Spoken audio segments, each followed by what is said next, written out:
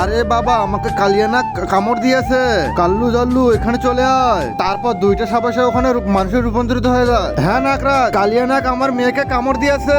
তোমাদের মধ্যে যে আমার মেয়েকে সুস্থ করতে পারবে তার সাথে আমি বিয়ে দিয়ে দেবো। এরপর তো একজন সর্দার কাছে চলে গিয়েছে। আমার বন্ধুকে সর্দার বাঁচিয়ে দিল। সর্দার চলুন আমার সাথে, কালিয়ানাগের বিষ বের করতে হবে। আরে কালিয়ানাগের বিষ আমি বের করতে পারবো না। আরে এই জন্য এটা খাওয়ার পরে সে ভালো হয়ে যাবে। আরে এটার বদলে কিন্তু তোমার নাগমণি দিতে হবে আমাকে। এরপর তো নাগমণিটি বের করে দিয়ে যায়। এই যে নাগরাজ, আমি এই নাগমণি দিয়ে আপনার মেয়েকে ভালো করে দিয়ে দেবো। তারপরে তো ওই নাগমণি দিয়ে সুস্থ করে ফেলে দিয়ে দেয়। এরপর তো সুস্থ হয়েছে। এই যে নাগরাজ, আমার সাথে তো বেইমানি করা হলো।